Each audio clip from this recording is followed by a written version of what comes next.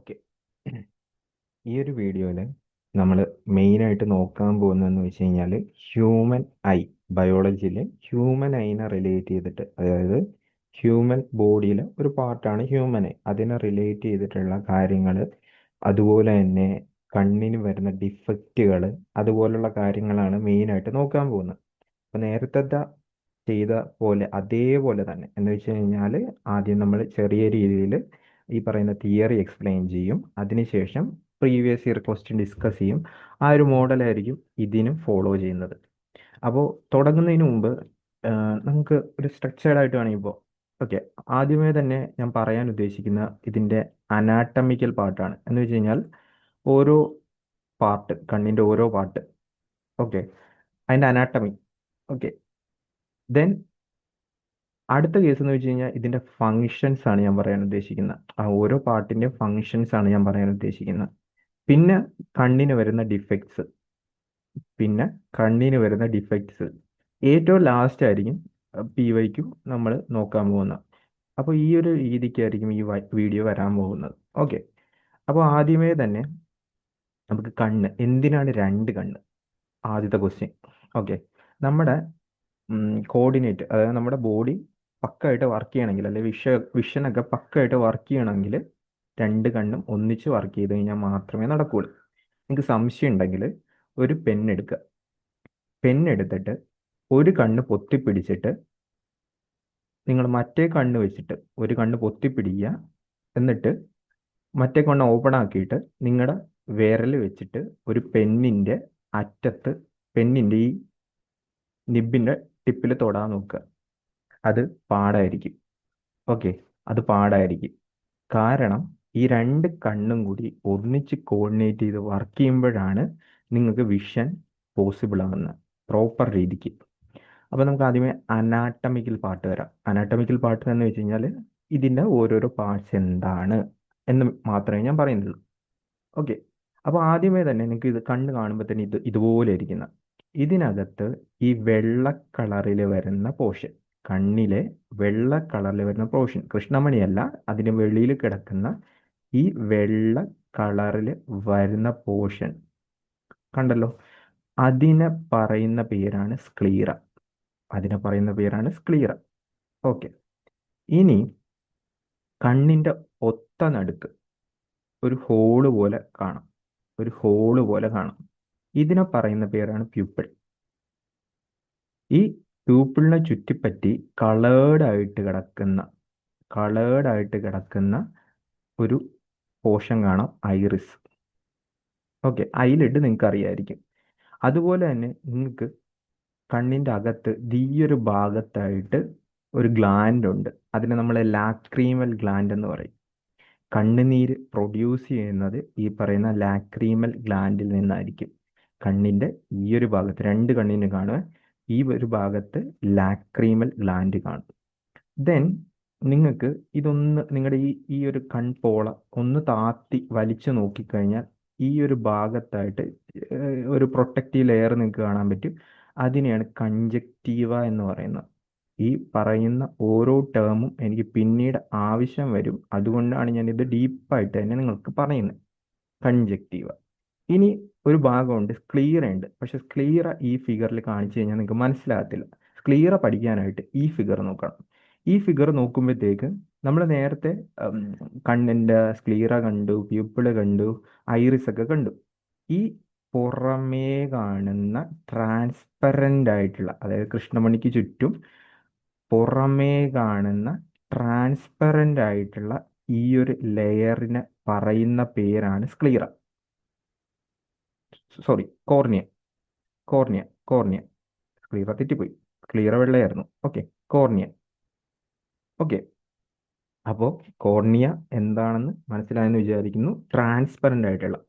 Transparent ആയിട്ടുള്ള ഏകദേശം dome shaped ആയിട്ടുള്ള പോർഷനാണ് എന്തെന്ന് പറയുന്ന കോർണിയ. ഇതെല്ലാം നമുക്ക് വെളിയിൽ നിന്ന് കാണാൻ പറ്റുന്ന ഐറ്റം. ഇനി നമ്മുടെ കണ്ണിനകത്തൊരു ലെൻസ് ഉണ്ട്. ആ ലെൻസ് എന്ന് പറയുന്നത് കോൺവെക്സ് ഷേപ്പാണ്.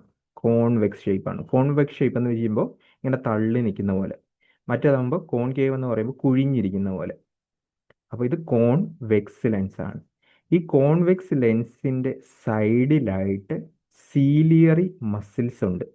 ഈ സീലിയറി മസിൽസ് ആണ് ഈ പറയുന്ന ലെൻസിന്റെ സൈസിനെ അഡ്ജസ്റ്റ് ചെയ്യുന്നത്. അപ്പോൾ അത്രയും പാർട്ടായി. ഇപ്പോൾ പറഞ്ഞ ലെൻസ് പറഞ്ഞു, സീലിയറി മസിൽസ് പറഞ്ഞു. ഇനി കണ്ണിന്റെ ലെൻസിന്റെ അപ്പുറത്തും ഇപ്പുറത്തും രണ്ട് സൈഡിലും ഈ ഒരു പോർഷനിൽ ഒരു ഫ്ലൂയിഡ് ലൈക്ക് സബ്സ്റ്റൻസ് നിങ്ങൾക്ക് കാണാൻ പറ്റും. അതിന് പറയുന്ന പേരാണ് അക്വസ് ഹ്യൂമർ. അതേസമയം ഇപ്പുറത്ത് ഈ പറയുന്ന കണ്ണിന്റെ അകത്ത് കാണപ്പെടുന്ന സബ്സ്റ്റൻസ് ആണ് വിട്രിയസ് ഹ്യൂമർ. Vitreous humour. ഇനി കണ്ണില് ഏറ്റവും ബാക്കിലായിട്ട് ഈ ഭാഗങ്ങളിൽ ഫോട്ടോ റിസപ്റ്റേഴ്സ് സെല്ല് കാണപ്പെടുന്ന റെറ്റിന എന്ന് പറയുന്ന ഭാഗമുണ്ടാവും. റെറ്റിന എന്ന് പറയുന്ന ഭാഗമുണ്ട്. ഇനി നമ്മൾ കണ്ടു, ഇത് തിരിച്ചറിയണമല്ലോ. ഈ തിരിച്ചറിയണമെങ്കിൽ ബ്രെയിനിലോട്ട് ഇതിൻ്റെ സിഗ്നൽസ് പോകണം. ബ്രെയിനിലോട്ട് നമ്മൾ കണ്ട കാര്യത്തിൻ്റെ ഇപ്പോൾ വിഷ്വൽ ആയിട്ടായിരിക്കും കാണുന്നത്, അതിൻ്റെ ഇലക്ട്രിക്കൽ സിഗ്നൽസ് ബ്രെയിനിലോട്ട് എത്തിക്കണം. ഈ സിഗ്നൽസ് പോകുന്നത് ഒപ്റ്റിക്കൽ നെർവ്സ് വഴി ആയിരിക്കും. ഒപ്റ്റിക്കൽ നെർവ്സ് വഴി ആയിരിക്കും. അപ്പോൾ ഓൾമോസ്റ്റ് ഞാൻ പറയാനുള്ളതെല്ലാം പറഞ്ഞിട്ടുണ്ട്. അപ്പോൾ പറഞ്ഞത് cornea, then sclera, iris, pupil, ciliary muscles, lens, retina, optic nerves, vitreous humour, aqueous humour. ഇത്രയും കാര്യങ്ങളാണ് പറഞ്ഞത്. ഇനിയിപ്പോൾ ഇതിൻ്റെ ഫങ്ഷൻസ് നോക്കാം. നമ്മുടെ കണ്ണ് ഏകദേശം ഒരു ക്യാമറ പോലെ തന്നെയാണ് ഏകദേശം വർക്ക് ചെയ്യുന്നത്. കണ്ണ് എങ്ങനെ വർക്ക് ചെയ്യുന്നത്? ക്യാമറ പോലെ. അപ്പോൾ നിങ്ങളുടെ കണ്ണിലോട്ട് ആദ്യമേ ലൈറ്റ് എത്തുമ്പോൾ അത് റിസീവ് ചെയ്യുന്ന പാർട്ട്, കണ്ണിലോട്ട് ലൈറ്റ് എത്തുമ്പോൾ അത് റിസീവ് ചെയ്യുന്ന പാർട്ട് ഏതാണ്? നമ്മുടെ കോർണിയാണ്. കണ്ണിൽ ലൈറ്റ് എത്തുമ്പോൾ അത് റിസീവ് ചെയ്യുന്ന പാർട്ട് ഏതാണ്? കോർണിയാണ്. അപ്പോൾ ഈ കോർണിയ ക്യാമറയുടെ ലെൻസ് പോലെയാണ് ഏകദേശം വർക്ക് ചെയ്യുന്നത്. എന്നിട്ട് ഈ ലൈറ്റ് എത്തിക്കഴിയുമ്പോഴത്തേക്ക് ഇത് റിഫ്രാക്റ്റ് ചെയ്യും. കോർണിയ എന്ത് ചെയ്യും? ഈ ലൈറ്റിനെ റിഫ്രാക്റ്റ് ചെയ്യും. കോർണിയയുടെ റിഫ്രാക്റ്റീവ് ഇൻഡെക്സ് ഏകദേശം 1.37 അടുപ്പിച്ചിട്ടാണ് കേട്ടോ. കോർണിയയുടെ റിഫ്രാക്റ്റീവ് ഇൻഡെക്സ് എത്രയാണ്? ഏകദേശം 1.37 അടുപ്പിച്ചിട്ടാണ്. അപ്പോൾ ഈ റിഫ്രാക്റ്റ് ചെയ്ത് കഴിയുമ്പോഴാണ് നമുക്ക് ബാക്കിയുള്ള പ്രോസസ്സിലോട്ട് ഇത് എത്താൻ പറ്റുള്ളൂ. അപ്പോൾ ഇത് റിഫ്രാക്റ്റ് ചെയ്തതിന് ശേഷം ഈ നടുക്കുള്ള ഹോൾ ഉണ്ടല്ലോ, ഈ ഹോളിൽ കൂടിയാണ് ഈ പറയുന്ന ലൈറ്റ് റിഫ്രാക്റ്റ് ചെയ്തതിന് ശേഷം ലൈറ്റ് എന്ത് ചെയ്യും? ഈ നടുക്കുള്ള പ്യൂപ്പിൾ എന്ന ഹോളിൽ കൂടിയാണ് ഈ പറയുന്ന ലെൻസിലോട്ട് പതിക്കുന്നത്. അപ്പോൾ ഈ പറയുന്ന ഈ ഹോൾ ഉണ്ടല്ലോ, പ്യൂപ്പിൾ, അതിന് എപ്പോഴും ഒരേ സൈസ് ആയിരിക്കത്തില്ല. ഓക്കെ, അത് കൺട്രോൾ ചെയ്യുന്ന ആരാണ്? ഐറിസ് ആണ്. ഞാൻ പറഞ്ഞു ഐറിസ് പ്യൂപ്പിളായിട്ട് അറ്റാച്ച് ചെയ്ത് കിടക്കുകയാണ്. അപ്പോൾ ഈ ഐറിസ് ആണ് ഈ നടുക്കുള്ള ഹോളിൻ്റെ സൈസ് അഡ്ജസ്റ്റ് ചെയ്യുന്നത്. അതെങ്ങനെ അഡ്ജസ്റ്റ് ചെയ്യണമെന്ന് ചോദിച്ചു കഴിഞ്ഞാൽ, നമുക്കിപ്പോൾ ഇരുണ്ട വെളിച്ചത്തിൽ നല്ല ഡാർക്ക് ആയിട്ടുള്ള സ്ഥലങ്ങളിൽ പോയി കഴിയുമ്പോൾ നമ്മുടെ കണ്ണിൻ്റെ ഈ ഐറിസ് വൈഡ് ആയിട്ടായിരിക്കും ഇരിക്കുന്നത്. പ്യൂപ്പിള് സൈസ് കൂടുതലായിരിക്കും. ഓക്കെ, ആ പീപ്പിളിൻ്റെ സൈസ് വലുതാക്കുന്ന ആരാ? ഐറിസ് ആണ്. അതായത് ഞാൻ ക്യാമറയുടെ ഇതിൽ പറഞ്ഞു കഴിഞ്ഞാൽ, ക്യാമറയിലെ ഡയഫ്രം ഉണ്ടല്ലോ, ഈ ഡയഫ്രത്തിൻ്റെ ഫങ്ഷനാണ് ഈ പറയുന്ന ഐറിസ് ചെയ്യുന്നത്. കറക്റ്റായിട്ട് പറഞ്ഞു കഴിഞ്ഞാൽ ഈ കണ്ണിൻ്റെ ബാക്ക് സൈഡിലോട്ട് പ്യൂപ്പിള് വഴി എത്ര ലൈറ്റ്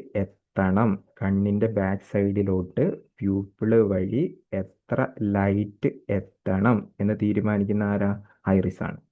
ഒരു ജിഫ് കൂടി നിങ്ങൾ കണ്ടോ, അപ്പോൾ നിങ്ങൾക്ക് കാര്യമായിട്ട് മനസ്സിലാവും. ഇതിപ്പോൾ ഐറിസിൻ്റെ ആണ്. ഈ നല്ല ഡാർക്കായിട്ടുള്ള എന്ന് വെച്ച് കഴിഞ്ഞാൽ ഇരുണ്ട സ്ഥലങ്ങളിൽ ഈ പറയുന്ന ഐറിസ് നല്ല രീതിക്ക് നല്ല വൈഡായിട്ട് പ്യൂപ്പിൾ എപ്പോഴും വലുതായിട്ടായിരിക്കും ഇരിക്കുന്നത്. അതേസമയം ബ്രൈറ്റ് ലൈറ്റിൽ ഇതെന്ത് ചെയ്യും? ഇതിൻ്റെ സൈസ് കുറയും. ഇതാ, ഇനി ഒന്ന് നോക്കിക്കേ, കണ്ട, ആദ്യമേ കാണുന്ന വലുതായിട്ടുള്ളത് ഇരുണ്ട സന്ദർഭങ്ങളിൽ, മറ്റത് എന്ത് ചെയ്യുന്നുണ്ട്? ചെറിയ സന്ദർഭങ്ങളിൽ. മറ്റേ ബ്രൈറ്റ് ലൈറ്റിൽ എപ്പോഴും പ്യൂപ്പിളിൻ്റെ സൈസ് കുറവായിരിക്കും. ഓക്കെ, ഈ ഒരു രീതിക്കാണ് വരുന്നത്. അതിനനുസരിച്ച് ഐറിസ് അഡ്ജസ്റ്റ് ചെയ്യുന്നത് നിങ്ങൾക്ക് കാണാൻ പറ്റുന്നുണ്ടല്ലോ. ഇനി നമ്മൾ പെട്ടെന്നൊരു ഇരുട്ടുള്ള റൂമിൽ നിന്ന് പെട്ടെന്ന് വെളിച്ചത്തോട്ട് വന്നു കഴിഞ്ഞാൽ നമ്മുടെ ഒരുമാതിരി മങ്ങിയ അവസ്ഥയായിരിക്കും. കാരണം ഈ ഈ ഈ സംഭവം ഒന്ന് സ്റ്റേബിൾ ആകണം. അതായത് പ്യൂപ്പിളിനെ വൈഡ് ആയിട്ടുള്ള പ്യൂപ്പിള് ഒന്ന് അഡ്ജസ്റ്റ് നോർമൽ രീതിയിലോട്ടൊക്കെ എത്തണമെങ്കിൽ അത് കുറച്ച് ടൈം എടുക്കും. അതാണ് ആ ഒരു രീതിക്ക് ഫീൽ ചെയ്യുന്നത്. നേരെ തിരിച്ചും സംഭവിക്കാറുണ്ട്. ഓക്കെ, ഇനി അടുത്ത നമുക്ക് നോക്കേണ്ടതെന്ന് വെച്ച് കഴിഞ്ഞാൽ ലെൻസ്.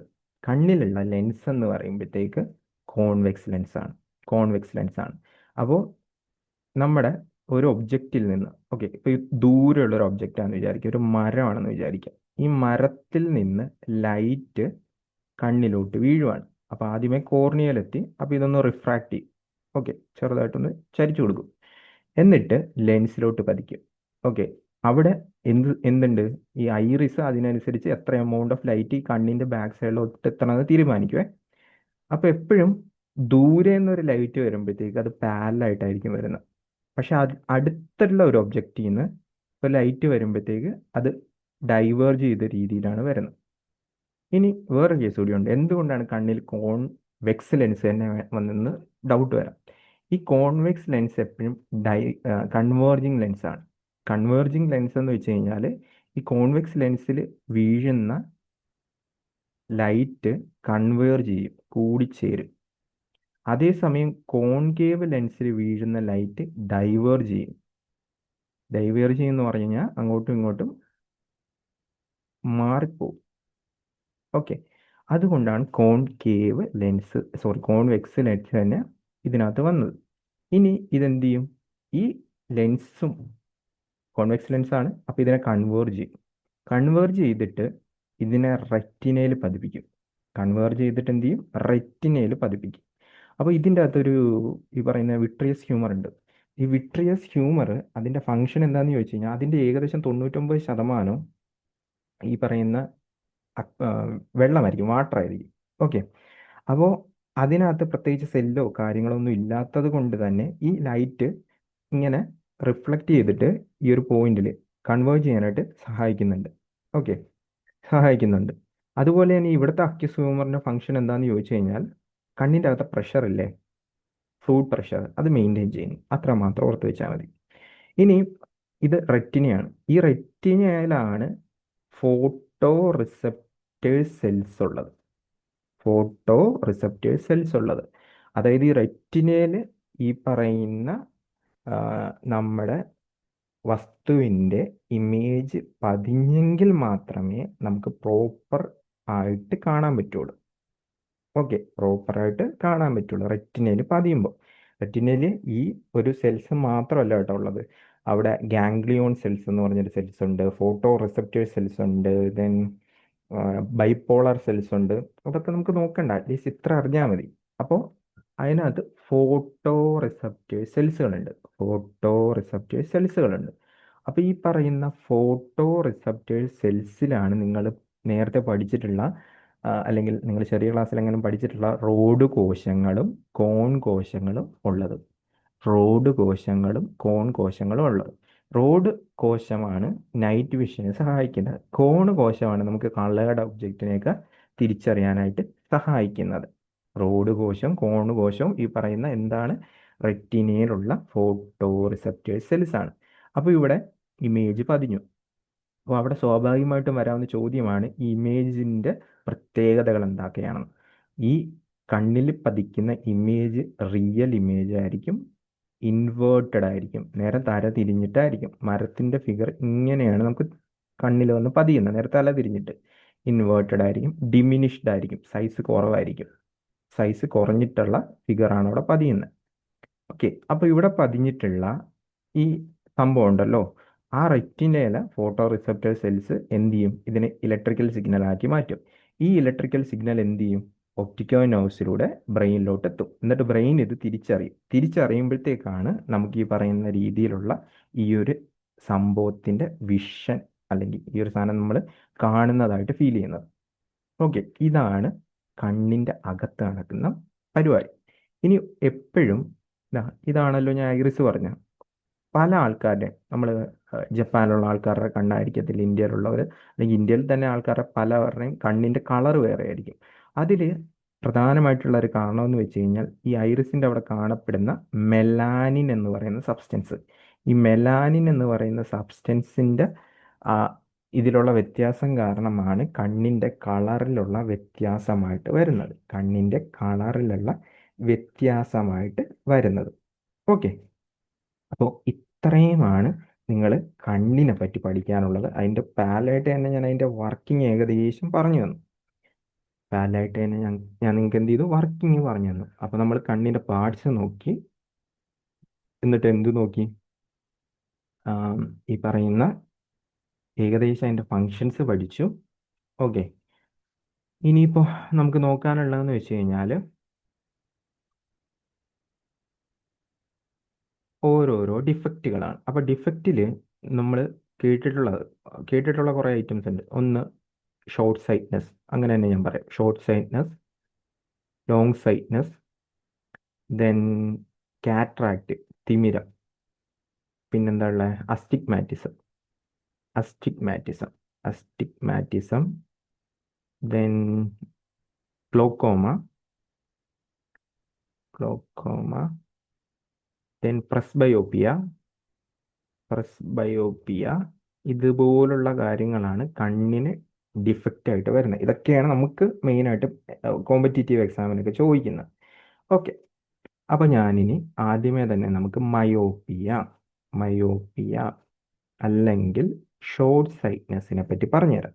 മയോപ്പിയ അല്ലെങ്കിൽ ഷോർട്ട് സൈറ്റ്നെസ് എന്ന് പറയുമ്പോഴത്തേക്കും അടുത്തുള്ളത് കാണാൻ പറ്റും, ദൂരെയുള്ളതിനെ കാണാൻ പറ്റത്തില്ല. ആ പേരിൽ എന്താണോ കൊടുത്തിരിക്കുന്നത് അതാണെങ്കിൽ നിങ്ങൾക്ക് കാണാൻ പറ്റുന്നത്. ഷോർട്ട് സൈറ്റ്നെസ്, നിയർ സൈറ്റ്നെസ് എന്നൊക്കെ നമുക്ക് ഇതിനെ പറയാം. അപ്പോൾ നിങ്ങളൊരു കേവിൻ്റെ അകത്ത് പോകാമെന്ന് വിചാരിക്കുക. ഒരു കേവിൻ്റെ അകത്ത് പോയി കഴിഞ്ഞാൽ നിങ്ങൾക്ക് ദൂരെയുള്ളൊന്നും അധികം കാണാൻ പറ്റത്തില്ല, നിങ്ങളുടെ തൊട്ടടുത്തുള്ളേ കാണാൻ പറ്റുള്ളൂ. അപ്പം ഞാനിത് എന്തിനാ കേവ് പറഞ്ഞത് ഡൗട്ട് ഉണ്ടാവും. ആവശ്യമുണ്ട്. കേവ് ഓർത്ത് വെച്ചേക്കണേ. കേവിൻ്റെ അകത്ത് പോകുമ്പോൾ അടുത്തുള്ളേ കാണാൻ പറ്റൂ, ദൂരെയുള്ളവരെ കാണാൻ പറ്റത്തില്ല. അപ്പോൾ ഷോർട്ട് സൈറ്റ്നെസ്, അടുത്തുള്ളതിനെ കാണാൻ പറ്റും, ദൂരെയുള്ളതിനെ കാണാൻ പറ്റത്തില്ല. ഓക്കെ. ദെൻ ഒരു പാലറ്റ് ഒരു കാര്യം കൂടി അറിഞ്ഞു വെക്കുക. നമുക്ക് 25 സെൻറ്റിമീറ്റർ ഈ ഒബ്ജക്റ്റുമായിട്ട് ഡിസ്റ്റൻസ് ഉണ്ടെങ്കിൽ മാത്രമേ പ്രോപ്പറായിട്ട് കണ്ണ് വർക്ക് ചെയ്യുന്ന ഒരാളുടെ 25 സെൻറ്റിമീറ്ററിനുള്ളിലുള്ളതേ നമുക്ക് കാണാൻ പറ്റൂ. അതിൽ കൂടുതൽ അടുപ്പിച്ച് കഴിഞ്ഞാൽ, കണ്ണിനോട് നിങ്ങളുടെ ബുക്കൊക്കെ അടുപ്പിച്ച് കഴിഞ്ഞാൽ നിങ്ങൾക്ക് ഇത് ബ്ലർഡ് ആയിട്ടേ കാണാൻ പറ്റുള്ളൂ. 25 സെൻറ്റിമീറ്റർ ആണ് മാക്സിമം. ഇനിയിപ്പോൾ നമുക്ക് നോക്കിക്കഴിഞ്ഞാൽ നമുക്ക് ഈ മയോപ്പിയയിലോട്ട് തന്നെ തിരിച്ചു വരാം. മയോപ്പിയയിൽ ഷോർട്ട് സൈറ്റ്നെസ് ആണ്, അടുത്തുള്ളതിനെ കാണാം, ദൂരെയുള്ളതിനെ കാണാൻ പറ്റത്തില്ല. അപ്പം ഇനി ദൂരെയുള്ളതിനെ കാണാൻ പറ്റാത്ത എന്തുകൊണ്ടാണെന്ന് നമുക്ക് നോക്കാം. അപ്പോൾ അടുത്തുള്ള ഒബ്ജക്റ്റിൽ നിന്ന് ഇതുപോലെയാണ് ലൈറ്റ് റേസ് വന്ന് വീഴുന്നത്.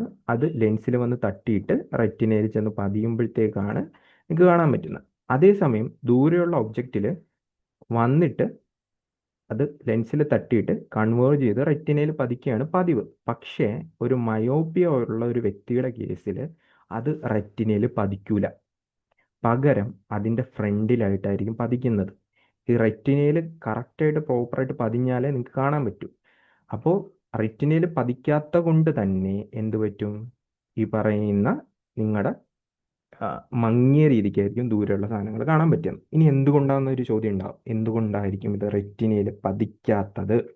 ഒന്നെങ്കിൽ നിങ്ങളുടെ ഐബോളിൻ്റെ സൈസ് വലുതായിരിക്കാം, ലോങ്ങർ ഐബോൾ ആയിരിക്കാം.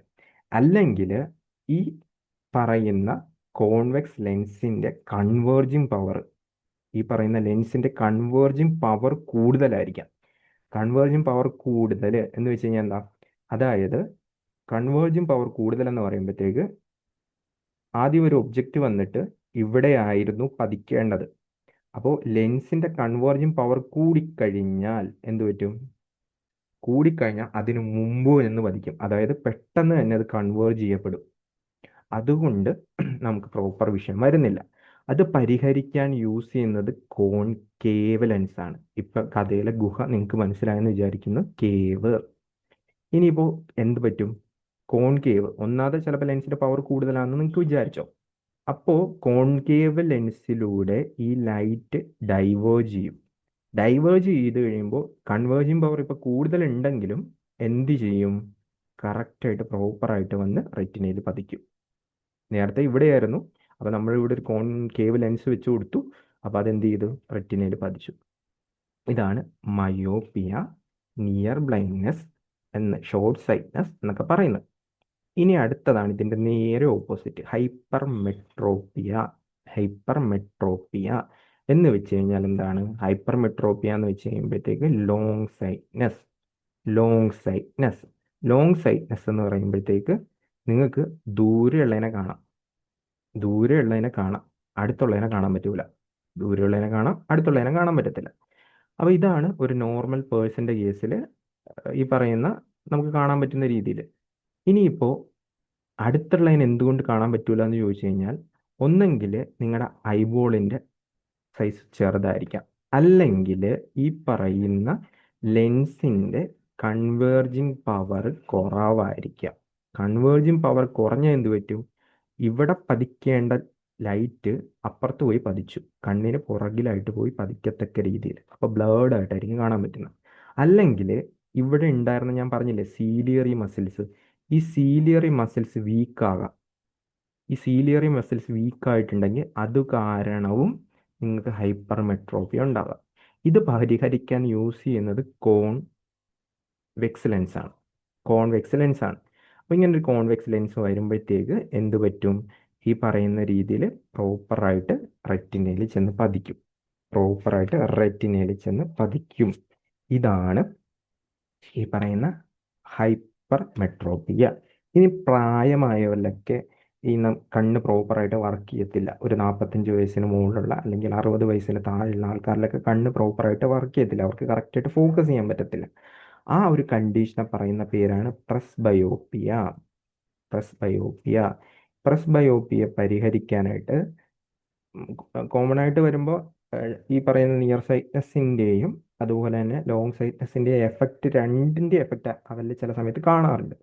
അതുകൊണ്ട് തന്നെ ബൈഫോക്കൽ ലെൻസ് ആയിരിക്കും ഇവർക്ക് ഈ ഒരു സംഭവത്തിനെ പരിഹരിക്കാനായിട്ട് യൂസ് ചെയ്യുന്നത്. Bifocal lens. Bifocal lens. ഇനി അസ്റ്റിഗ്മാറ്റിസം. അസ്റ്റിഗ്മാറ്റിസം. അസ്റ്റിഗ്മാറ്റിസം എന്താണെന്ന് പറഞ്ഞു കഴിഞ്ഞാൽ, നമ്മൾ കണ്ടായിരുന്നു, നമ്മുടെ കോർണിയാണ് ഏറ്റവും പുറമെ കിടക്കുന്ന പാർട്ട്. അപ്പോൾ ഈ കോർണിയയിലാണ് ആദ്യമേ ലൈറ്റ് വന്ന് വീഴുന്നത്. അതിനുശേഷമാണ് ഈ ലൈറ്റ് റിഫ്രാക്റ്റ് ചെയ്തിട്ട് പീപ്പിളിലൂടെ ലെൻസ് വഴി റെറ്റിനയിൽ പതിക്കുന്നത്. ഇനി ഈ കോർണിയ ഓൾമോസ്റ്റ് ഒരു എന്താ പറയുന്ന കറക്റ്റ് ഈ പറയുന്ന പ്രോപ്പർ സ്മൂത്ത് ആയിട്ടുള്ള ഒരു ഡോം ഷേപ്പ് ആയിരിക്കും അല്ലേ? ഈ കോർണിയയുടെ സർഫേസിൽ അല്ലെങ്കിൽ കോർണിയയുടെ അൺഈവൻ സർഫേസ് കാരണം നിങ്ങൾക്ക് ഇമേജ് ക്ലിയർ ആയിട്ട് കാണാൻ പറ്റൂല. അങ്ങനെയുള്ള സന്ദർഭത്തിനെയാണ് നമ്മൾ അസ്റ്റിഗ്മാറ്റിസം എന്ന് പറയുന്നത്. കോർണിയയുടെ അൺഈവൻ സർഫേസ് കാരണം നിങ്ങൾക്ക് പ്രോപ്പറായിട്ട് ഐറ്റംസ് കാണാൻ പറ്റൂല. ഇതാണ് അസ്റ്റിഗ്മാറ്റിസം. ഈ അസ്റ്റിഗ്മാറ്റിസം പരിഹരിക്കാനായിട്ട് യൂസ് ചെയ്യുന്നതാണ് സിലിണ്ട്രിക്കൽ ലെൻസ്. Cylindrical lens.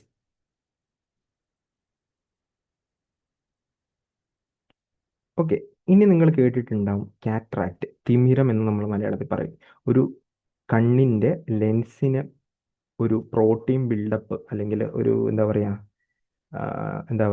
കറക്റ്റായിട്ട് പറഞ്ഞു കഴിഞ്ഞാൽ പ്രോട്ടീൻ ബിൽഡപ്പ്, ഒരു പാട ഇങ്ങനെ വന്ന് കണ്ണിൽ പതിഞ്ഞിട്ട് കണ്ടിട്ടുണ്ടാകും തിമിരം വന്നവരുടെ കണ്ണ്.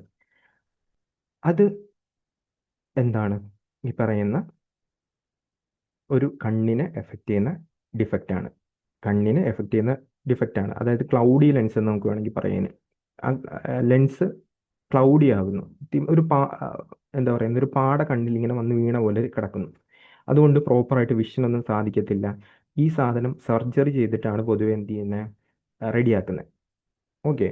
ഇനി അടുത്തതാണ് ഗ്ലോക്കോമ. അടുത്തെന്താണ്? ഗ്ലോക്കോമ. ഈ ഗ്ലോക്കോമ എന്ന് വെച്ച് കഴിഞ്ഞാൽ, ഓക്കെ, നമ്മുടെ ഈ ഒപ്റ്റിക് നെർവ്സ് ഉണ്ടല്ലോ, ഈ ഒപ്റ്റിക് നെർവ്സിന് എന്തെങ്കിലും പ്രശ്നം പറ്റിക്കഴിഞ്ഞാൽ, ഈ പറയുന്ന രീതിയിൽ നമുക്ക് കണ്ണിനെ എഫക്റ്റ് ചെയ്യുന്ന ഒരു സംഭവമാണ് ഈ പറയുന്ന ഗ്ലോക്കോമ എന്ന് പറയുന്നത്. അത് ഒന്നെങ്കിൽ എന്തെങ്കിലും ഇൻഫെക്ഷൻ ആകാം, ഡിസോർഡർ ആകാം, അല്ലെങ്കിൽ കണ്ണിലുള്ള പ്രഷർ കൂടുതലാകാം, ഇഞ്ചുറി ആകാം. ഓക്കെ, ഇതാണ് ഗ്ലോക്കോമ എന്ന് പറയുന്നത്. ഗ്ലോക്കോമ അതൊന്നെങ്കിൽ സർജറി വഴി പരിഹരിക്കാം, അല്ലെങ്കിൽ സ്പെഷ്യൽ ഐ ഡ്രോപ്സ് ഒക്കെ വഴി പരിഹരിക്കപ്പെടാം. ഓക്കെ, ഇനി അടുത്താണ് കണ്ണിൽ ക്ഷീണം എന്ന് പറയുന്ന കൺജക്റ്റീവിറ്റീസ്. കണ്ണി ക്ഷീണം, പിങ്കൈ എന്നൊക്കെ പറയുന്ന ഐറ്റം, ചെങ്കണ്ണ് എന്നൊക്കെ നമ്മൾ പറയും, പിങ്കൈ ഓക്കെ എന്ന് പറയാറുണ്ട്. ഇതെന്താന്ന് വെച്ച് കഴിഞ്ഞാൽ നമ്മൾ കാണിച്ചില്ലേ, കൺജക്റ്റീവ എന്ന് പറയുന്ന ഒരു പാട്ട് കാണിച്ചില്ലേ, ആ കൺജക്റ്റീവ എന്ന് പറയുന്ന പാട്ടിൽ എന്തെങ്കിലും ഇൻഫർമേഷൻ അല്ലെങ്കിൽ എന്താ പറയുന്ന അലർജി, ബാക്ടീരിയയോ വൈറസോ കാരണം അലർജി വരുന്നതുകൊണ്ട് കണ്ണ് ചുമക്കുന്ന അവസ്ഥ.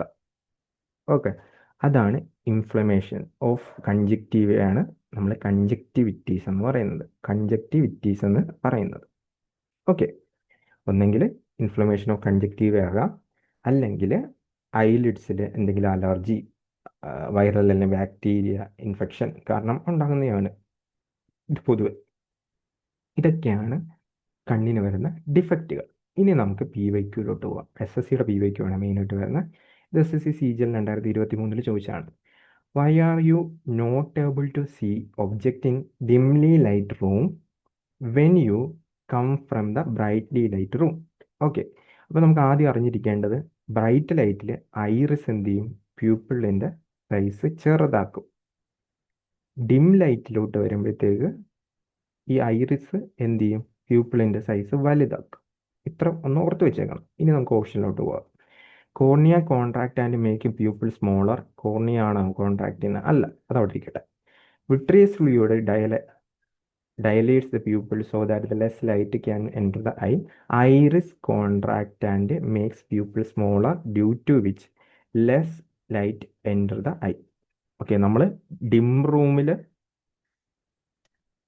ഡിം ലൈറ്റിലോട്ട് വരുന്നു, ബ്രൈറ്റ് ലൈറ്റിൽ നിന്ന്. അപ്പോൾ ഓൾറെഡി അവിടെ ഞാൻ നേരത്തെ പറഞ്ഞായിരുന്നു, ഐറിസ് സൈസ് ചെറുതാക്കി വെച്ചിരിക്കുവാണ്. പെട്ടെന്ന് ഇങ്ങോട്ടേക്ക് വരുമ്പോൾ ഒരു മങ്ങൽ പോലെ നമുക്ക് ഫീൽ ചെയ്യും. അതാണ് സംഭവം. ഓപ്ഷൻ സി ആണ് ഇതിൻ്റെ ആൻസർ ആയിട്ട് വരുന്നത്. What type of lens is commonly used to correct presbyopia? SSC CHSL 2019 question ആണ്. പ്രസ് ബയോപ്പിയ ബൈഫോക്കൽ ലെൻസ് ആണ്. കോൺവെക്സ് ലെൻസ് ഏതിനാണ്? ഹൈപ്പർമെട്രോപ്പിയ. കോൺകേവ് ലെൻസ് ഏതിനാണ്? Myopia. Which muscles can help modify the curvature of the eye lens? അത് ഞാൻ ആ പാട്ട് പറഞ്ഞപ്പോൾ തന്നെ പറഞ്ഞ SSC ജെയ്ക്ക് ചോദിച്ചതാണ്. ഏതാണ്? Ciliary muscle. Ciliary muscles. What do you call the transparent front part of the eye? SSC MTS 2021 question ആണ്. എന്തായിരുന്നു? Cornea. Cornea. The pigment that gives human skin, hair and eyes their colour is called dash. SSC CHSL 2019. Melanin. Melanin.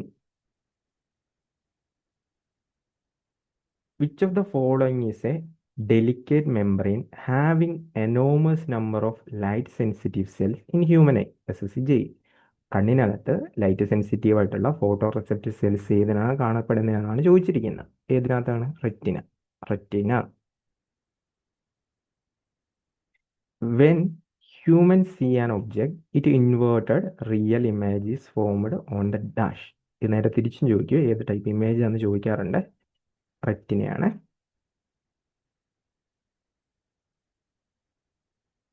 I lens form which type of image? SSC JEE 2018. ഇപ്പോൾ പറഞ്ഞ് നാക്കെടുത്തുള്ള അല്ലേ?